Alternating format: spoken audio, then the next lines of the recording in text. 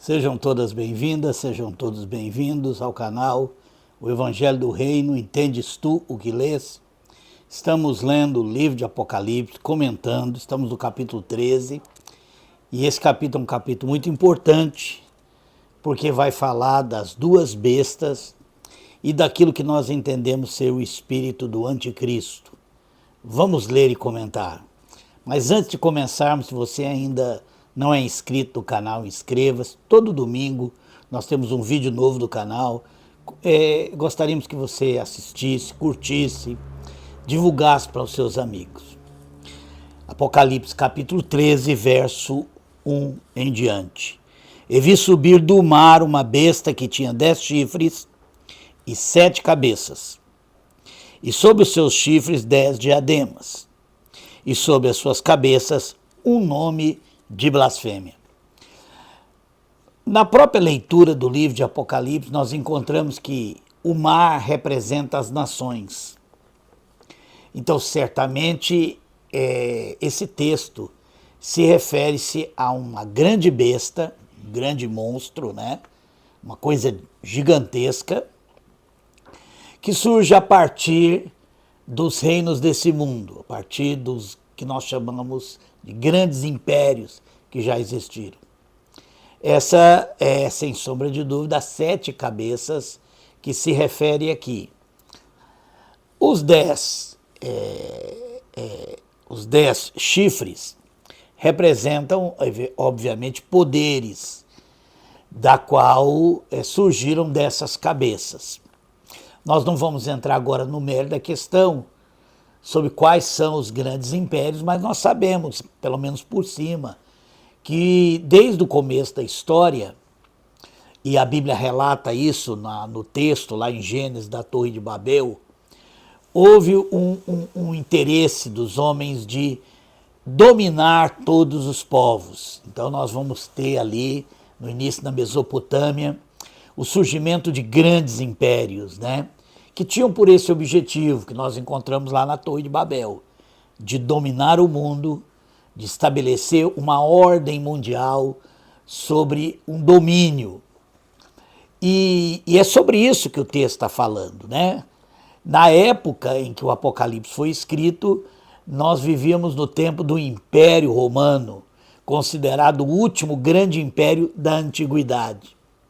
Então, nós já vimos que tudo que foi escrito no Apocalipse não era para revelar o futuro, mas era para que a igreja daquele tempo entendesse o que estava acontecendo. Então, evidentemente, uma dessas cabeças é o próprio Império Romano. Outra coisa que a gente precisa chamar a atenção aqui é que nessas cabeças estava escrito um nome de blasfêmia. E eu quero falar sobre isso também, mas vamos continuar.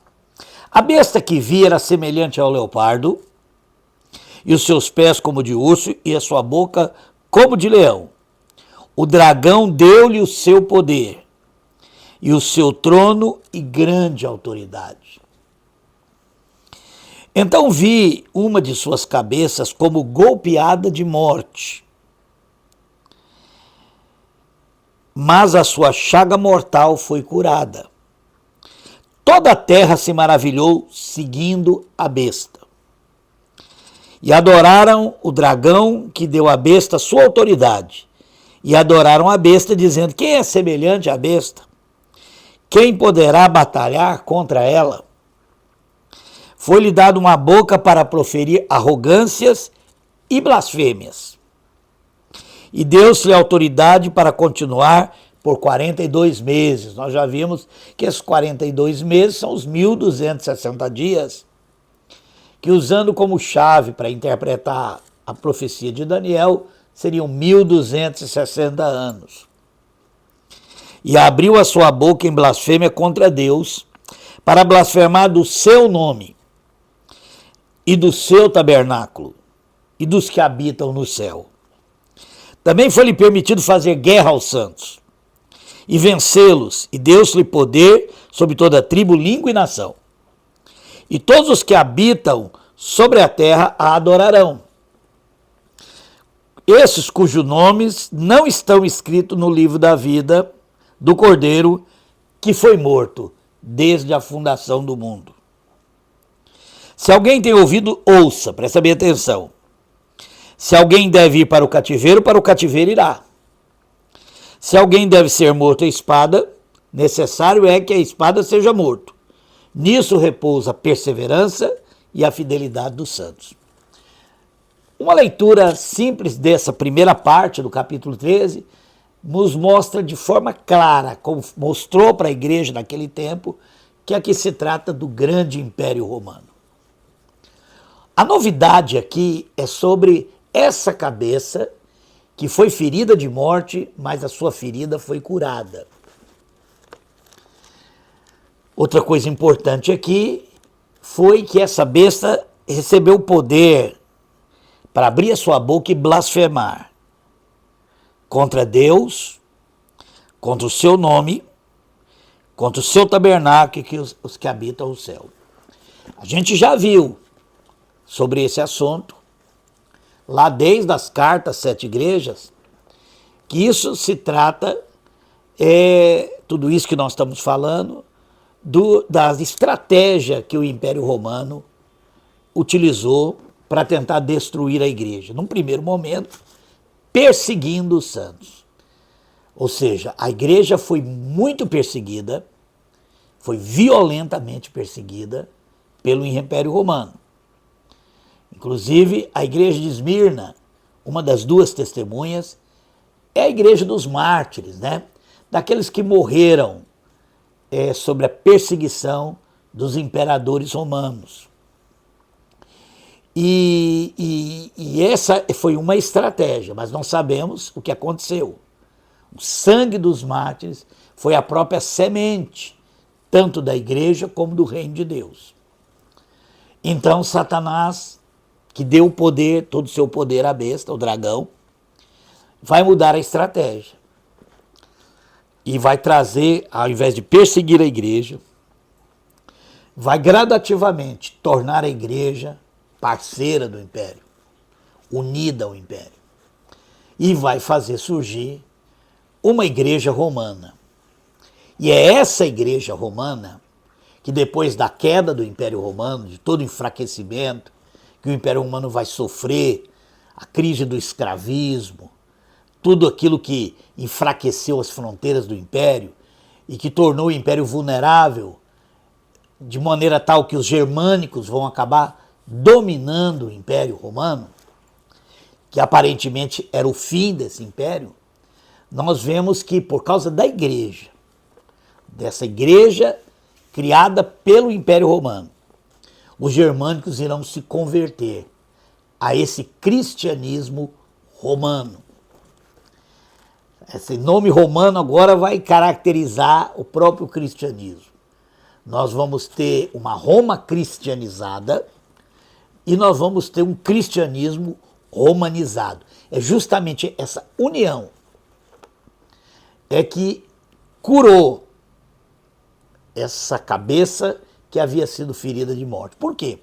Porque apesar do Império Romano do Ocidente ter caído em 476 depois de Cristo e o Império Romano do Oriente em 1453, a parte ocidental caiu na mão dos germânicos e a parte oriental dos turcos otomanos. No entanto, mesmo que essa cabeça tenha sido ferida de morte, essa ferida foi curada e justamente por essa instituição que foi criada dentro do Império Romano.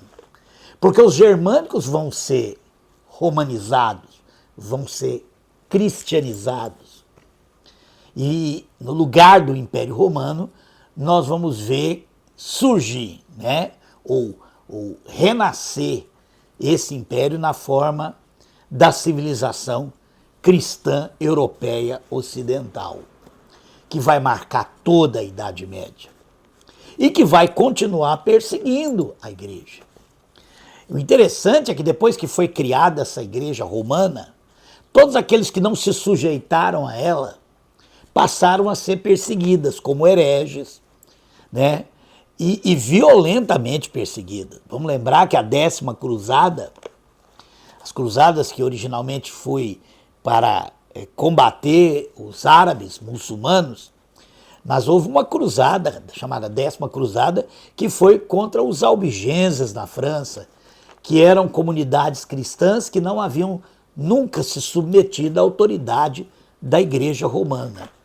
E muitos outros grupos que se mantiveram fiéis ao Evangelho, fiéis ao que Jesus ensinou, guiadas pelo Espírito Santo, e que não submeteram ao poder papal, esse poder que vai surgir com os germânicos, né?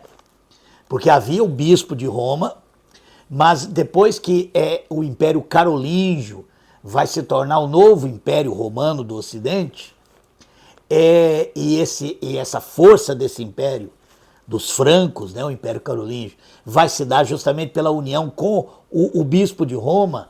Esse bispo de Roma vai se tornar o que é conhecido como Papa, né, o supremo imperador dessa igreja. E o supremo imperador da Europa também, né? Porque apesar de que os povos germânicos não conheciam o que nós chamamos de Estado, como nós entendemos, esse poder universal da igreja dominou toda a chamada cristandade ocidental, enquanto que do lado oriental prevaleceu o cesaropapismo, né? Ou seja, o imperador do Império Romano do Oriente, que vai existir até 1453, ele vai ter poder sobre essa igreja. Então essa união do poder do Estado com a igreja é, sem sombra de dúvida, esse nome de blasfêmia, porque a igreja vai começar a abençoar, a referendar tudo aquilo que o Estado faz. E o Estado vai se tornar o braço armado da igreja, né? Então a igreja vai fornecer o chamado poder espiritual, referendando tudo que o Estado faz, e o Estado vai garantir que todos se submetam a essa igreja, sendo o braço armado da igreja. Isso é uma blasfêmia, né? Porque é totalmente contrário ao que Jesus ensinou, ao Evangelho, à mansidão, à doutrina da paz que Jesus ensinou. Literalmente é o reino desse mundo sendo chamado de reino de Deus. É o que nós vamos ter na Europa, né? O reino desse mundo, estabelecido pela força, pela espada, pela guerra, sendo chamado de reino de Deus, e a igreja, essa igreja romana, referendando tudo isso. Então não há dúvida que essa primeira besta é o Império Romano que foi ferido, né? Essa cabeça que foi ferida de morte e que foi curada nesse surgimento dessa igreja governando todos os povos germânicos durante toda a Idade Média. Muito bem. Aqui então nós temos essa primeira besta. E ao mesmo tempo, a partir aqui do verso 11, nós vamos ter uma visão da segunda besta. Presta bem atenção. E vi subir da terra outra besta. Por que ele usa o termo da terra? Bom, nós sabemos que das águas representa as nações, o poder político, se refere aos grandes impérios, e especificamente no caso, no tempo que foi escrito Apocalipse, do Império Romano. Mas quando fala da terra, ela já está levando para uma outra visão. Da terra significa que não é do céu. Significa que é um poder espiritual, um poder religioso, mas que não é o do céu, não é o reino de Deus, não é a igreja de Deus, mas é uma instituição terrena que se apresenta como sendo a igreja. E eu mostro para você por quê. E tinha 2 chifres semelhantes a um de um cordeiro, mas falava como dragão. Semelhante a um cordeiro, mas falava como dragão. Esses 2 chifres representam os 2 poderes que essa besta tem. Ela tem tanto o poder religioso, mas ela também tem poder político. Ela tem domínio sobre os reinos desse mundo, e ela se diz também dona do poder espiritual. Exercia toda a autoridade da primeira besta, na sua presença, e fazia que a terra e os que nela habitassem adorassem a primeira besta, cuja chaga mortal fora curado. E isso não é isso que aconteceu? O cristianismo acabou criando uma cultura secular, né, que é o que nós chamamos de a civilização cristã europeia, com tudo que vem nisso, com todas as crenças e práticas que essa civilização que surge, né, dos escombros do Império Romano, da mistura com os germânicos, da bênção da Igreja Romana, surge essa que é, sem sombra de dúvida, uma ordem mundial, né? Que já nasce naquele tempo.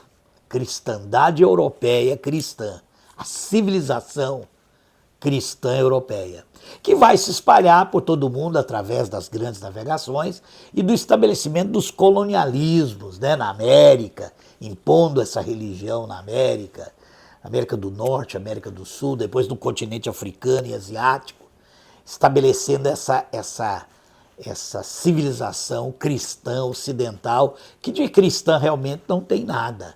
É uma civilização romana, né? É uma cultura romanizada, é um cristianismo que é uma cristandade romanizada. Isso que nós chamamos de cristianismo não tem nada a ver com Cristo, nem com o seu evangelho, mas é uma criação que surge aí com essa igreja romana, que vai dominar aí, a partir do fim do Império Romano, o novo imperador romano, que é o Papa, ali na Idade Média, e depois todos aqueles que vão surgir a partir dessa igreja, né? Incluindo até a Reforma Protestante, que foi uma tentativa de reforma dessa igreja romana, né? Esse é um ponto que precisamos deixar claro. Porque a igreja de Jesus Cristo, a igreja verdadeira de Deus, sempre existiu. Sempre existiu um povo fiel em todo o tempo, cujas portas do inferno não prevaleceram contra a igreja de Jesus, mas sempre escondida, sempre no lugar deserto, sempre longe da vista da serpente, como a gente leu lá em Apocalipse 12. Mas vamos continuar aqui. Verso 13, e fez grandes sinais, de maneira que até fogo fazia descer do céu à terra à vista dos homens. Por causa dos sinais que lhe foi permitido fazer na presença da besta, enganava os que habitam na terra, e dizia-lhes que fizessem uma imagem à besta, que recebera a ferida da espada e vivia. Foi-lhe concedido também que desse fôlego à imagem da besta, para que ela falasse, e fizesse que fosse morto todos os que não adorassem a imagem da besta. E fez que a todos, pequenos, grandes, ricos e pobres, livres e escravos, lhe fosse posto um sinal, na mão direita ou na testa, para que ninguém pudesse comprar ou vender. O sinal era esse, para que ninguém pudesse comprar ou vender, senão aquele que tivesse o sinal ou o nome da besta, ou o número do seu nome. Aqui a sabedoria. Aquele que tem entendimento, calcule o número da besta, pois é número de um homem. O seu número é 666. Bom, esse número, né, 666, é um código, né, que a igreja naquele tempo entendia como fazer isso, né? Na língua hebraica, cada letra corresponde a um número. Então é fácil você fazer essa conta. E essa conta trazia como o protagonista dessa, a que o texto se refere a Nero, o imperador Nero. Nero César. Nero César, escrito em hebraico, dá 666. E isso era uma forma de mostrar muito claro que o texto está se referindo, né? Ou pelo menos a primeira parte dele está se referindo ao Império Romano, ao imperador romano. E por quê? Porque a igreja estava sendo perseguida nesse tempo. O próprio João estava na ilha de Patmos exilado. Os apóstolos estavam sendo mortos. os líderes da igreja, fiéis, estavam sendo mortos. Mas o livro de Apocalipse, ele nos dava para a igreja naquele tempo uma dica. Tentava mostrar que, olha, vocês estão sendo perseguidos, vocês estão sendo mortos, mas vocês não devem temer isso. Vocês não devem temer quem pode matar vocês, o corpo, fazer morrer, essa vida natural. Vocês devem temer algo mais grave, algo muito mais perigoso, que em breve iria acontecer.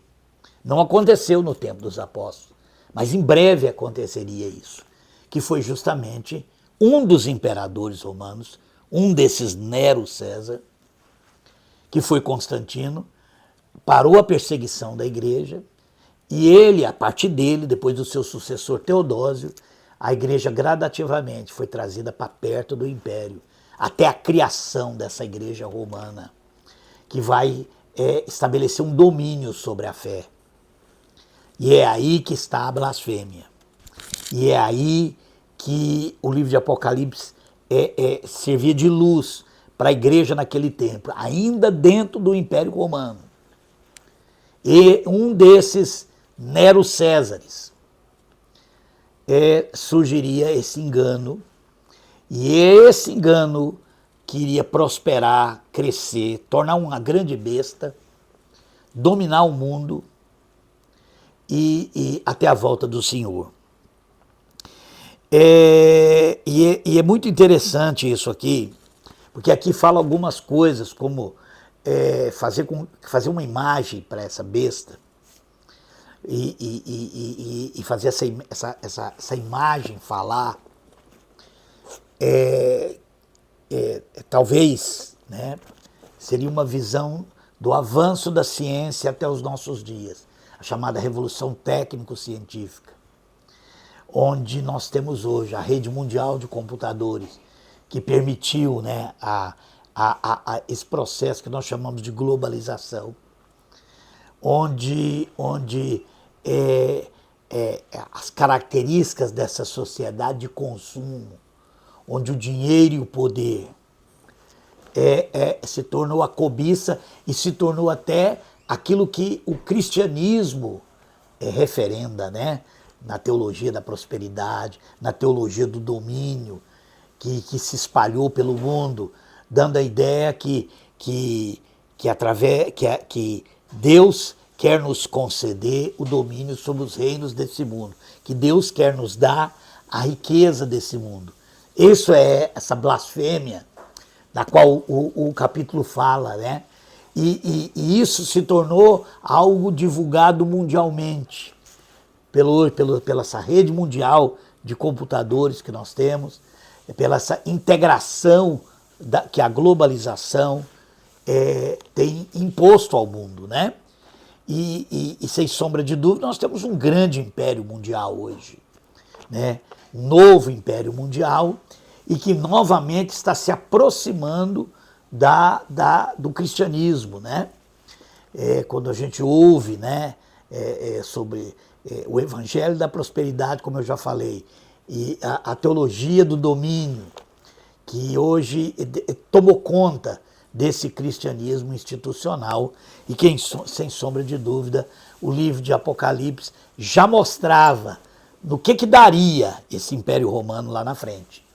Né? O que Nero César, né, o 666, faria, não só ainda no próprio Império Romano, mas depois na cristandade ocidental europeia, até chegar nos nossos dias. Né? E assim nós podemos ter um entendimento, né, do que a igreja estava enfrentando naquele dia. Por isso, o sinal da primeira besta é que ela teria autoridade para perseguir e matar os santos, né, os cristãos, mas depois, com o surgimento da outra besta, de origem terrena, mas que também saiu da primeira besta e que leva os homens a adorar essa primeira besta, essa coisa que tem aparência de cordeiro, mas fala como dragão, né? Que engana os que habitam sobre a terra. isso fica muito claro, né? Não só quando a gente lê as Escrituras, mas quando a gente lê o mundo. E a gente, na leitura que a gente faz das Escrituras e do mundo, né? Como dizia Karl Barth, os profetas de Deus têm que conhecer a Bíblia, mas também têm que ler os jornais, porque essa leitura que nós fazemos do mundo, à luz do que Jesus revelou nesse livro, nos dá um entendimento claro do que está acontecendo. Que Deus possa nos abençoar até domingo que vem, onde nós vamos continuar a leitura e comentário do livro de Apocalipse. Deus os abençoe.